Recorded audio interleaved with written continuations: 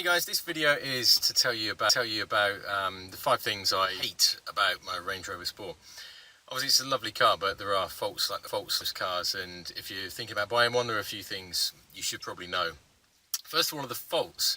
I've owned this car approaching 5 years now, and it hasn't been too bad. It has had some faults, annoying faults. One of the most annoying faults was the fuel sensor went in the tank. Now, for people that don't know, the tank on these things is on the base, right on the base of the vehicle. And to change the fuel sensor, they have to take the entire fuel tank off. And they don't just change one fuel sensor, because chances are if one breaks, the others will go at some point. And it's such a big job to get the entire tank off that they just do both sensors at the same time. So you have to drive around until it's fixed with basically the display saying that there's no fuel in the tank, so you have to just second guess it. And the problem with most Land Rover dealerships and Indies are that they're booked up 2-3 weeks in advance, so you're kind of driving around constantly putting diesel in, hoping you're not going to run out.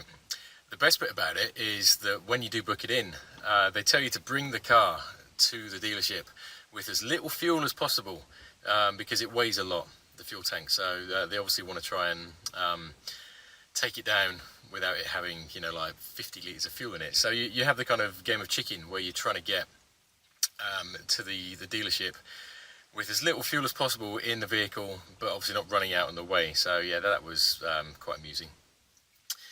So another fault I had was the rear door lock, and I only figured it out when, by pure chance, I opened the door and the alarm was going off, and I kind of wondered what was going on, because the cars have got contactless keys, so keyless entry. You just get in without needing to unlock the door, as long as you've got the key on you.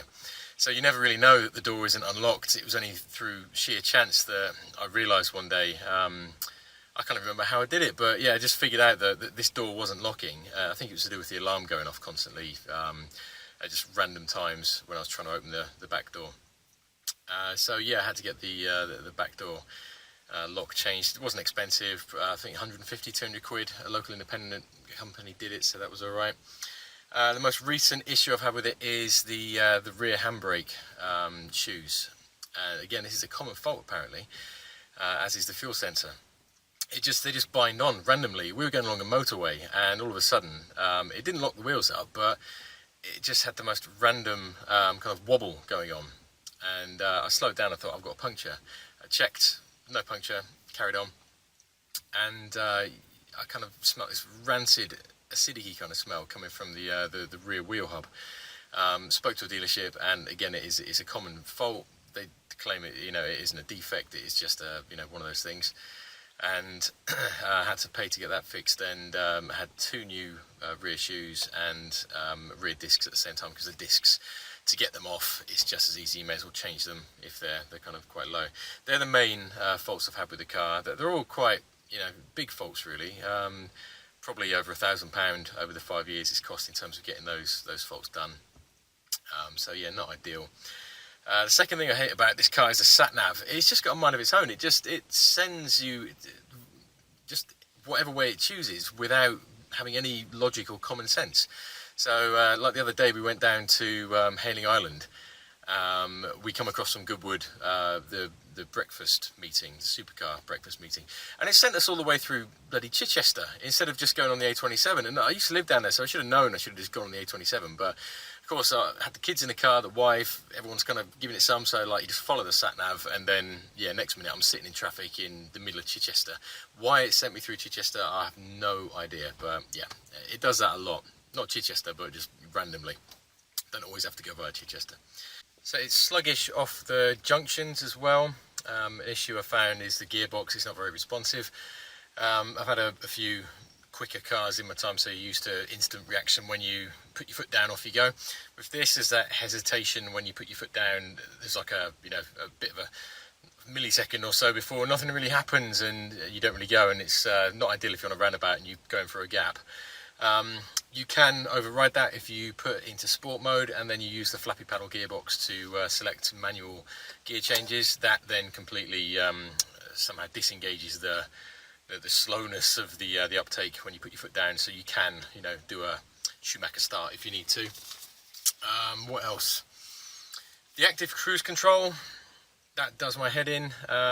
You can set the distance of how far you want to cruise behind a car, but it like measures cars 5 miles away. It's just an absolute pain in the arse. You can set it to get closer, but in terms of close, you're still talking like 15 car lengths. So you just find yourself the car braking for like no real reason at all. So that's something else I don't really like about the Range Rover Sport. Number 4 is it has a squeaky boot lid, or it did have a squeaky boot lid until I got pretty much a whole can of WD-40 in every crack, nookie, crevice I could find. Ended up having to adjust the little rubber grommets as well. You can twist them in the corners. Don't know if you're aware of that, but there are little twisty rubber things, so you can set the height at which it will kind of close and seal the boot. So you can twist them. Didn't make any difference at all. So eventually I just had to go through everything I could find with oil and WD-40, and yeah, eventually I found a squeak and it's fixed. But it comes back randomly, like in the winter. I don't know what it is. It just comes back to haunt me, and then I have to go and buy more WD-40. So that's another little niggle that I could do without on this thing. Finally, number 5 is the horn. It's so annoying. You want to be able to like beep people. I don't know about you, but there's so many idiots on the road. You need to use your horn. And with most cars, I'll show you. Most cars, this is the horn. Not these. On this thing, you want to press the horn, you've got to press these little narrow bar things. So if you're needing to give someone the horn, so to speak, you can't do that. You've got to go and press these buttons here. So that's a bit of a pain in the ass as well. So that is my 5th, quality camera work. That is my 5th and final annoying thing about, what's more annoying is this camera stand. Annoying things that I really dislike about the Range Rover Sport. Other than that, it's a great car, but like all cars, they've got their downsides. Would I keep it? Yep, evidently. I've had it 5 years. Nothing annoys me that much that I'd sell it quite yet, apart from the hankering for an RS6. But yeah, other than that, it's a great car. Just watch out for the faults. Thanks for watching.